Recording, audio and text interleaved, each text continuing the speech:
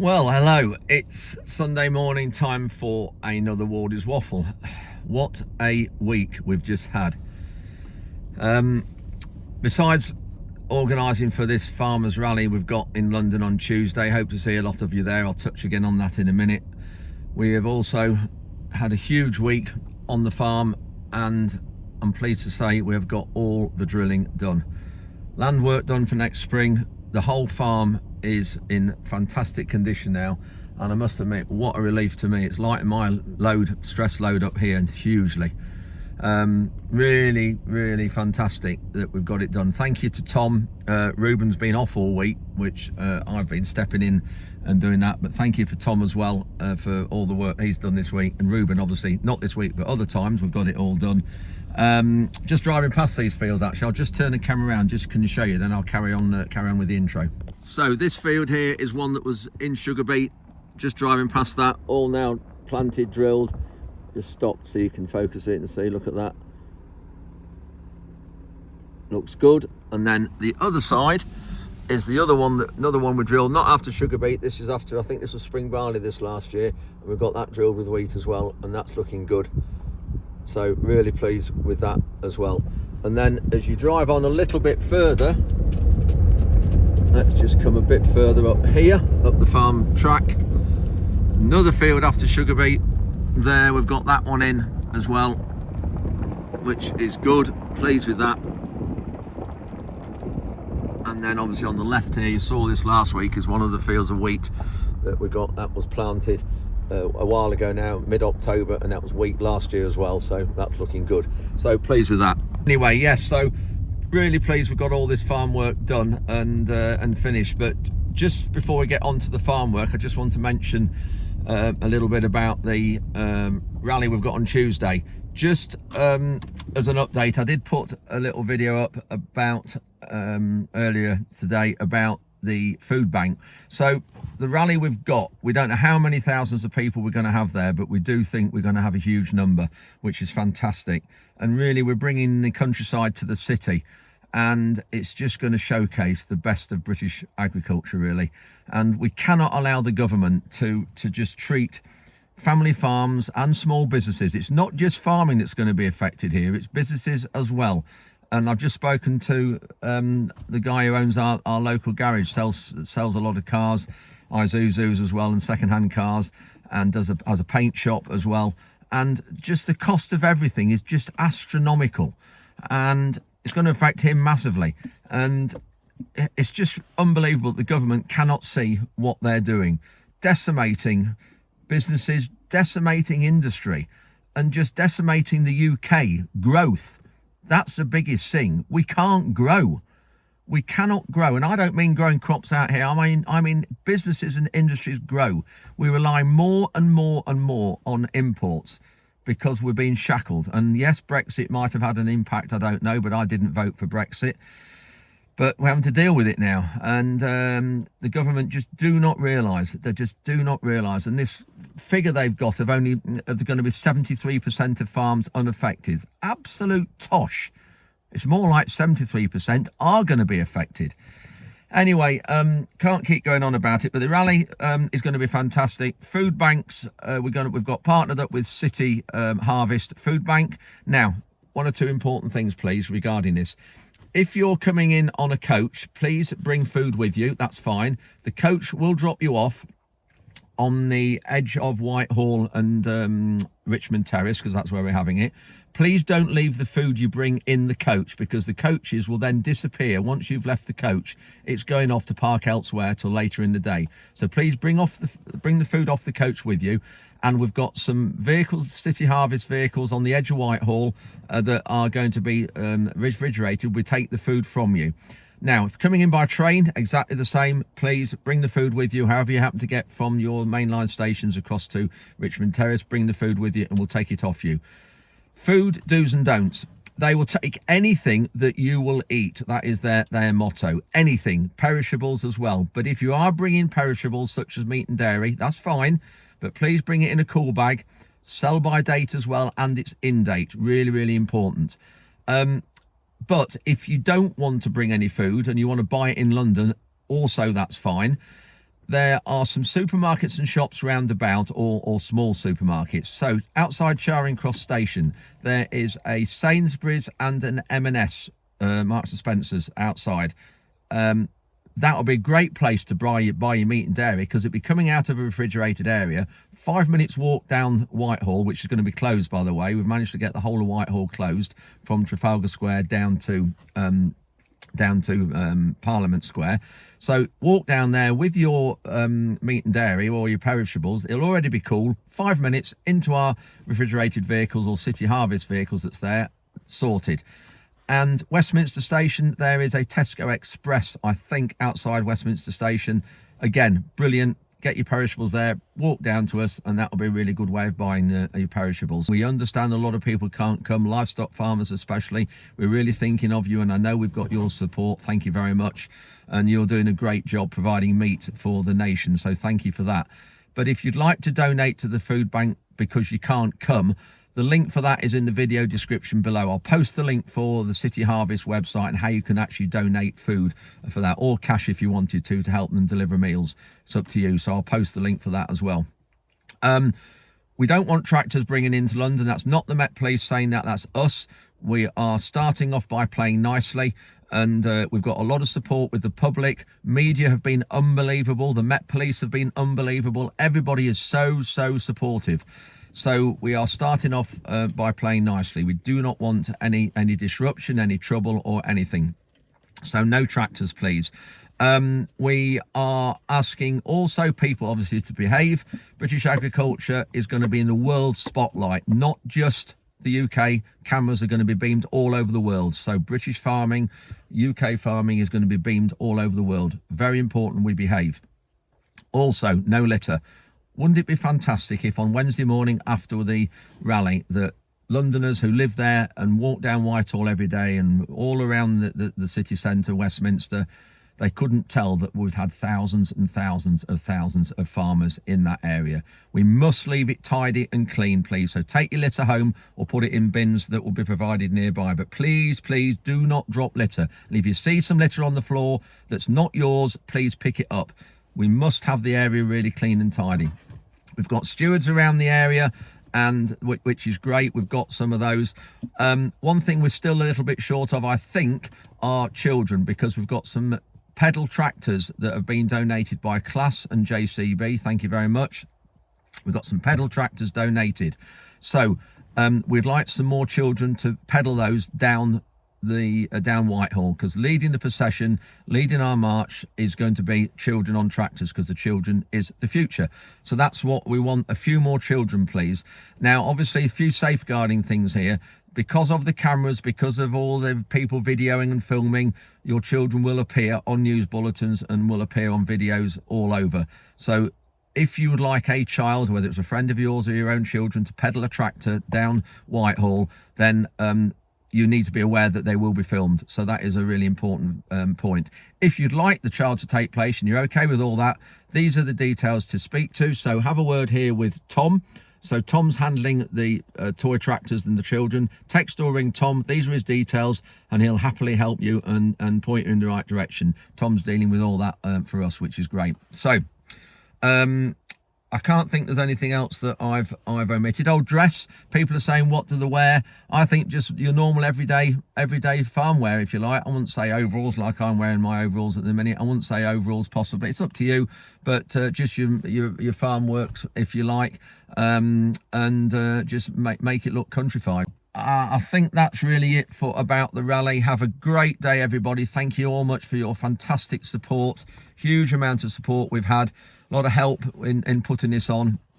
And so the guys putting it on, so obviously Ollie Harrison, Martin Williams, Clive Bailey. And then the one that's going a bit under the radar is James Mills. James isn't on social media, but James is doing a huge amount in the background, getting speakers sorted and doing a lot of planning and agenda for the day.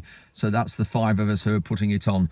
And obviously Tom's helping us with the children doing the tractors, and a few other people in the background, the farming forum guys that Clive's got lined up as well. So there's a bit of a team behind us five, but thank you to everybody who's doing this. I'm immensely proud to be part of the group that's putting this on, because it is going to be the biggest farming show that the UK has seen for a number of years, and we have to bring the countryside into the city so that the government understand what they are doing and that we will not tolerate it. Anyway, that's it for that bit about the rally. Let's have a great day. On to the farm. In this update, remember I said at the start what we've got with the farm. Lots of things happened with the farm this week, which is fantastic. So we're going to be looking at drilling. We're going to be looking at a bit of soloing, some ground near the poultry sheds, a quick little clip about the poultry unit, the new poultry unit going up across the road from here. I've had a word with George, who owns that. Saw him yesterday. He's going to walk us round in the next few weeks, which would be brilliant to have a look at the chickens in there. It's just phenomenal, the amount of chickens that's grown around the UK, and the poultry there is for meat. So we're going to have a look at that in a few weeks' time. We're looking at cultivations here, and generally everything we've got with regarding the farm and getting the crops and the farm up to this state. It's the very first time for a few years that we are actually completely drilled up before the end of November, and we can actually get the machines looked at. They've been neglected this last year or two because it's been so wet, and we have never actually finished drilling, so we couldn't actually wash the machines. So yeah, so that's it with this update. So hope you're all going to have a great time on Tuesday. Thanks ever so much for watching this update and supporting Wardy's Waffle. I massively appreciate it and get a huge amount of pleasure out of all the comments that you give, so thank you for that. Thank you for your support, and hope this update's not going to be too long. It might be a bit longer than the normal one. I don't know till I edit it all a bit later and put it together, but please bear with me if it is going to be a bit longer than normal. But hope you enjoy it, and we'll see you at the end. I knew I'd forget something. We've also had a flood meeting with the Environmentation Internal Drainage Boards this week, and flooded farmers from early on this year. So that was a big meeting, and also our Lincolnshire NFU AGM. So that's why this week's been particularly busy. Also, I've forgotten about parking. For those of you who are going from Newark Northgate train station down to King's Cross, Tanvic Tyres, who you've seen on our videos before here, they do all our tyre repairs. Their depot is right next to Newark Northgate station, and they have a car park that they rent to LNER, so or Newark Northgate station. One of the two they rent it to. They are allowing anybody to go down to the rally to park there free of charge for the day. Now that's fantastic. I've took a little video this morning of that, so you know in the area, if you're not used to it, you know where you want to be. So this is that clip. So Newark Northgate station is just there, and Tanvic Tyres are just here, and this is the car park that they have opened up and allowed anybody going to the rally to park at for free. Very kind of you, Tanvics, thank you. So you can see where it is now. Thanks very much to Tanvics for that, and for Pete at Tanvics, who is the agricultural tyre or the commercial tyre manager. Thanks very much, Pete, for sorting that. There you are to park there. Anyway, that's enough from me now. I really have waffled on too long at the start of this. Thanks for watching. We'll see you at the end. Just at a flood meeting. This is, we haven't had one for about 6 months. This is after the floods at Short Ferry around the edge of Lincoln, and we've got the Environment Agency here, IDB's here, Lincolnshire County Council here, Henry's here, other affected farmers. So we're having a big discussion about what we can do to try and improve the situation. Anyway, we'll come back with a bit more of an update, probably get to talk to Henry after the meeting and anybody else to see what progress we're making. I've just got back from the water meeting, so drilling this beet land now, which, yeah, it's roughish here, but not as bad as I thought it was going to be. So we'll just see, we're putting 500 seeds a square metre on, so what's that, 250 kilos a hectare, somewhere there. So a good amount of seed, but it'll need that. And we've put some new seed in here as well, so we've got a variety in here called Dorsum, and so this will produce our seed, some of our seed that we're going to be drilling next year. Anyway, we'll just have a look at this and have a look at Tom drilling. We've got to turn the harrows round, not round, just deepen them a bit one side on the back of the drill because they're not quite level.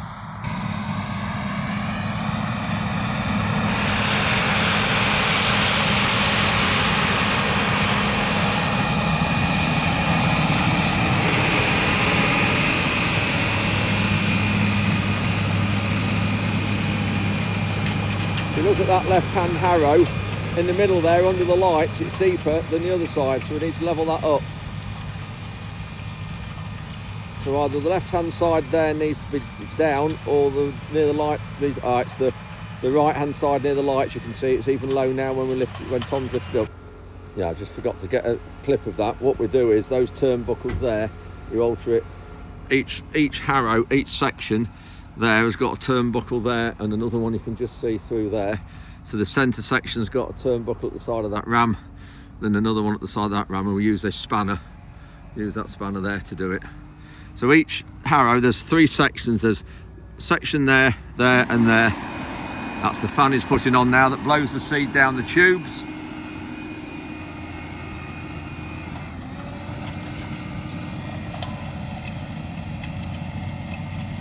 Yeah, that's leveled that harrow up better.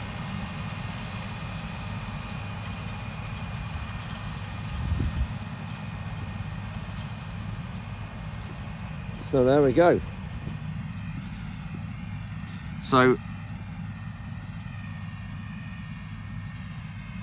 no power harrow on here or plough. A lot of people ask me about that. I'll talk about that in a minute. Seeds all covered.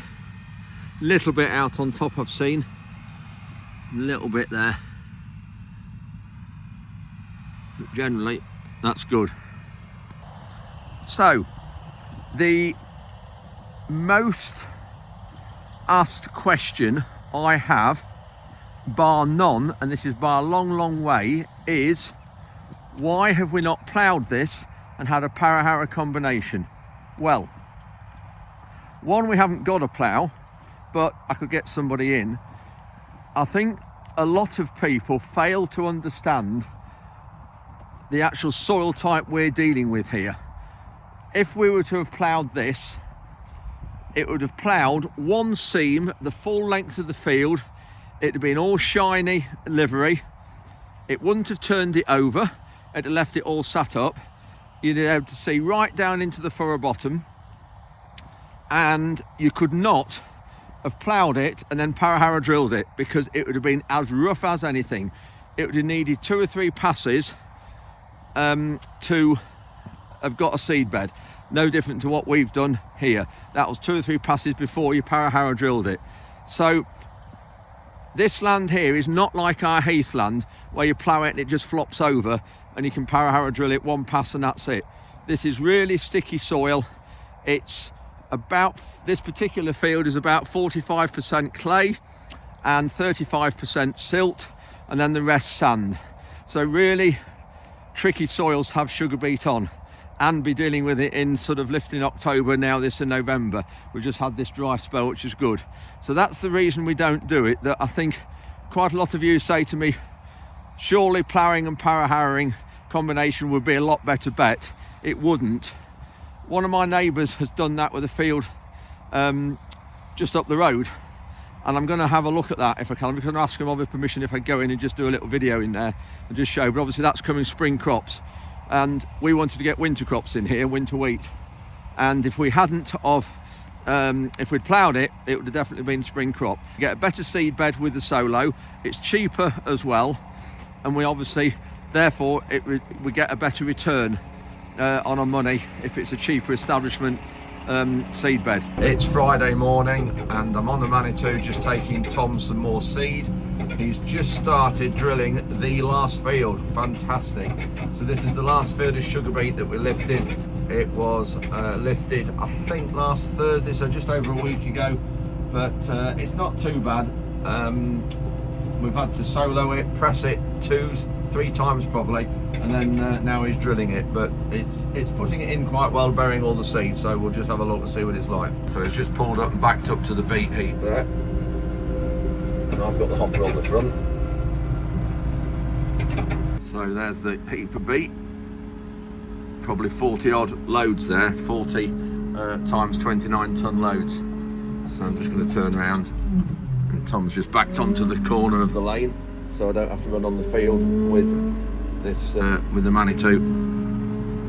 There's 1.5 tons in this hopper, so it's not windy, but they're much easier to deal with than bags blowing around. So there's Tom waiting just to pull the slide.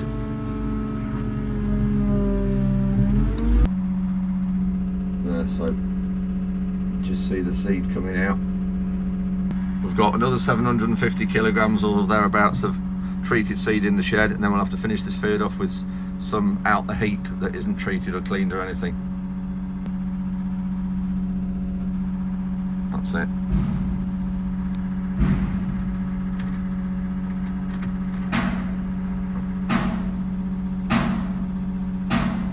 Just emptying out because we're going to put the uncleaned treated seed in here now. So that's it. 700 kilos left in the yard of cleaned and treated seed, and then that's it.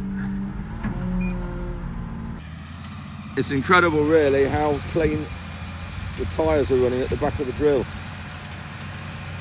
A little bit sticking, you can see, but not much at all. You can see what it's like underneath though, how it is packing it down a bit. But beauty of this drill, it'll fetch all this up. Incredible drill really for being, when was it made? About 20 years ago this drill was made, and we've bought it, I think we got it 10 years ago and paid 18,500 for it. But there's not many drills that put things in these conditions.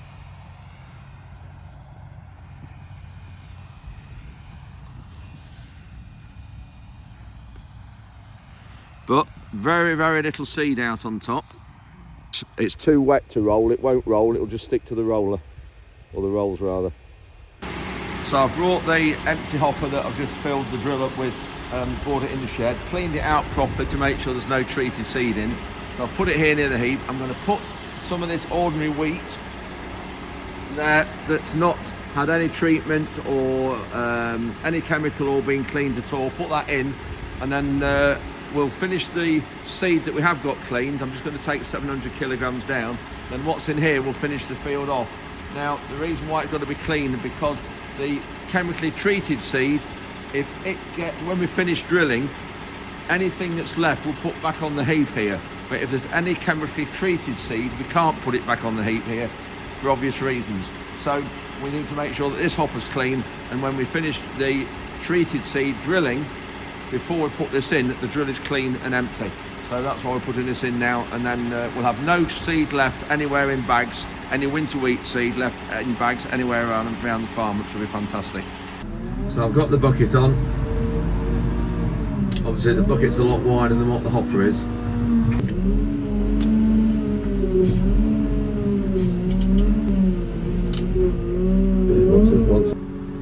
So that's got the bucket off, just putting the forks on, and just get that out the heap. Right, I just need to clean off all the wheat around the frame, because I don't want to take that all out and around the yard, all this. Clean all this off, and out there where the forks go as well. It's got up a fair way up there. So this is the last hopper now with treated seed in, which is there. You can just see the colour of it against that colour there. In fact, I'll just see if I can get some out whether I can reach in. So I've got some on a shovel there. So that's the treated seed we can see with the chemical in, and then that is the untreated.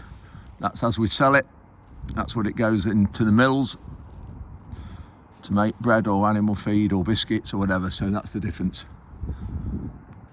And some people are probably going to be saying, why do we put the chemical on the seed? Why can't we just plant it straight out the shed like one of those hoppers is? And that's because it just saves on getting disease. When you drill a lot earlier than this, obviously now we're middle of November, when you plant a lot earlier than this, and you can get, some seed can get disease if it's not treated. So we just make sure it's treated, and actually our seed, we give it a growth promoter as well, so it helps it in difficult conditions.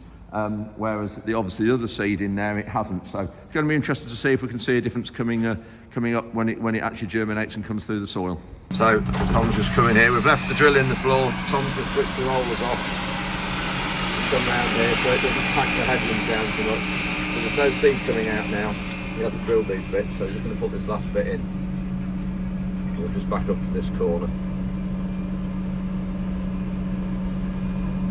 That's it. Quick look at here.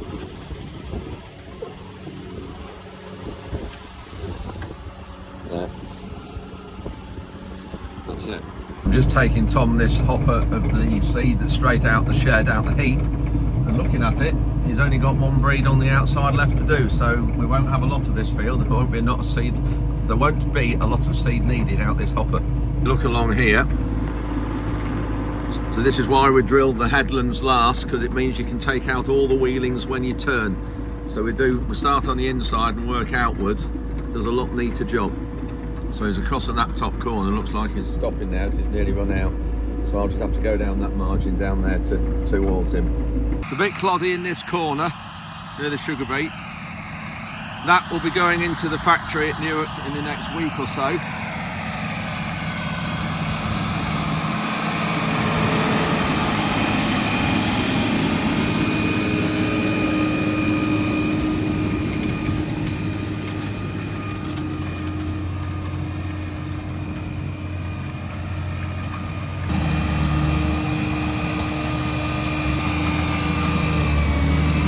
You see how those front tines work the soil.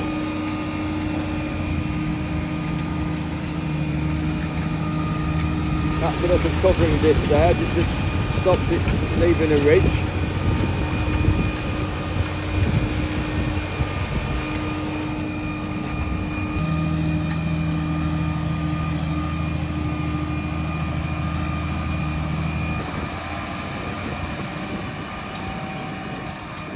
Amazing to think in the middle of November these tyres on the back of the drill are all running clean.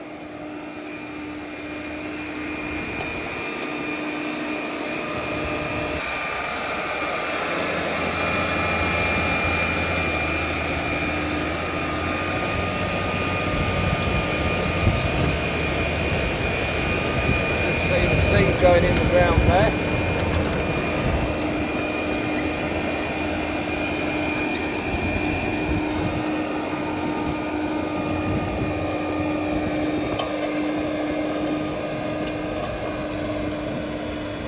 Yeah, the headland, the mark's just not quite right on this outside breed. You can see there where Ruben did with the Express. It's taken up the grass margin a bit. We need to remap this ground for it not right.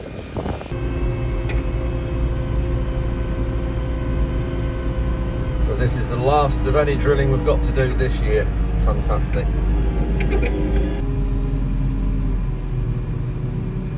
So that is all the winter wheat in and finished for 2024. Fantastic. Just driving back along one of the fields that we've just drilled. The first one after sugar beet. Pleased with that. Looks really good. Just brought the leaf blower down to Tom. It was empty of fuel. And anyway, so I had to go back and fill it up. Not sure whether that was Alex or Richard or Adam from Farrell's, or whether it was Ruben when we were blowing the combine, that John Deere combine header down. Anyway, gone back the yard, got it filled up. So we're just blowing the drill down now so we can get all the loose grain off. And for once, finished drilling and it's not lathered up, because normally the last field you drill, it's normally wet and it's a struggle to get it in. But it's gone in really well, and we're blowing the drill down, and then we'll be able to get it washed and all the machinery washed and clean before Christmas, which will be fantastic. The weaving sabre time drill, I think it might have drilled these or some of these, but we just thought with it being quite firm, it needed the front tines on the drill to actually on this Simba drill to cultivate it before the seed got in. So that's why we've used the Simba drill and not the weaving sabre tine. So just getting all the seed blown off the frame.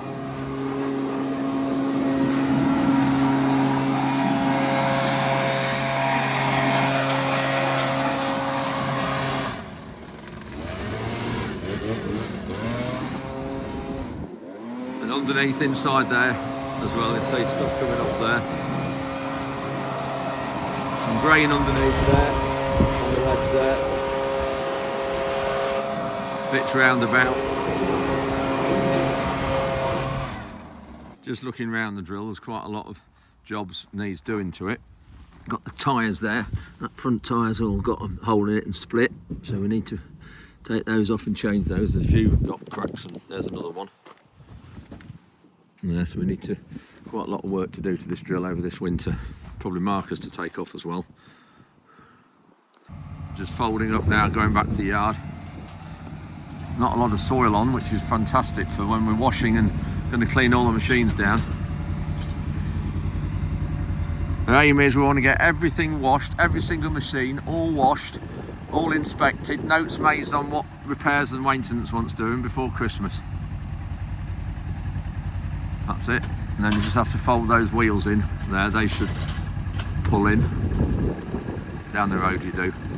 That's those wheels there. Tom just folds them in so it's a bit narrow. Just come to the poultry unit and just had a word with George there, who owns it. Just having a look here at what they're doing. So I'm going to come next 2 or 3 weeks and have a full update with George. Yeah, just going to come. George said, why don't I come down in 2 or 3 weeks time and have a full update with him. He'll show us the shed's been built and all the wiring and everything like that, which would be really good to see that. There's 6 sheds here and they're going to hold 45,000 birds in each shed, and I think they'll every 7 weeks they're emptied and grown. The birds are grown 7 weeks and then out. And Moy Park is only just about 8 miles away, and they're one of the biggest chicken producers, or they probably are the biggest here in the UK. And they are a Brazilian company. I think they're owned by a company in Brazil. So Tom's just come in, started. To be honest, I wonder whether the press would have run in here. Anyway, probably best not. Don't know if there's a wet spot or two anywhere. So the greenery hasn't died off yet. Remember seeing Ruben spray it a week or so ago? Oh, it's going well, this is.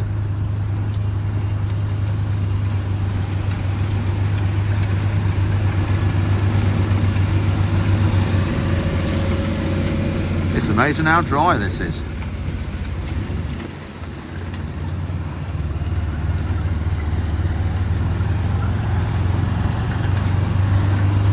Just on top of the soil bank now, and we've got the poultry sheds just around there to the left,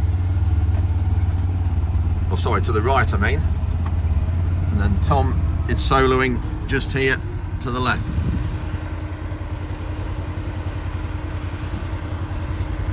We'll fill those bits in when he comes back across the field. And that's where our farm is, literally just through there, so we're not very far away at all.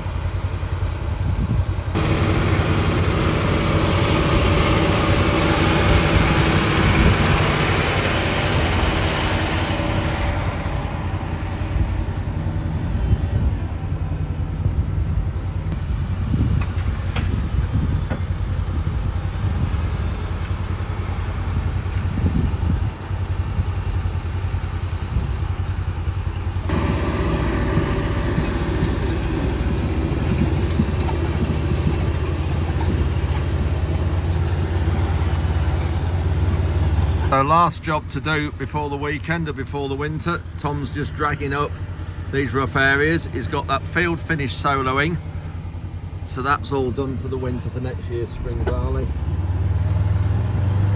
And we're just getting this all dragged up. Very rough, but it'll be fine. It's pulling it out from the bottom, making sure the water can get through. Just wants the top link popping back a little bit, the look of that. That's better, just put the top link back a bit.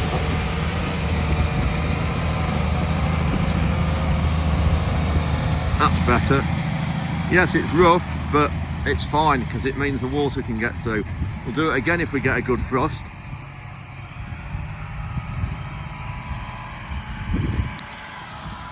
Just shows how rough this land is and what it's like underneath. Incredible to think there's 500 seeds a square metre underneath here. 550 seeds a square metre on some of these headlands Tom put in, but you can't see any seed at all. It's turned ever so much colder now. It's about 4 o'clock Friday afternoon. Spent a lot of this afternoon on the phone. Talk about that in a minute.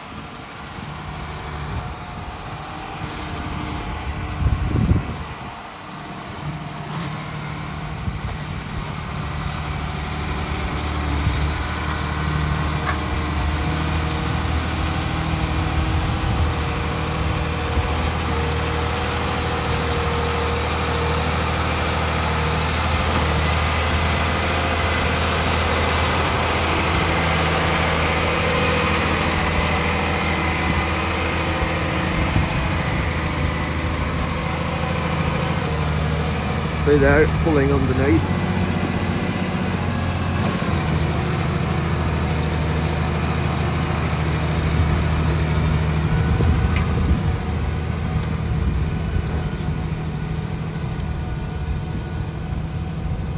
We've drilled up to somewhere here, Tom has. It was really wet somewhere up to the side here we've drilled to.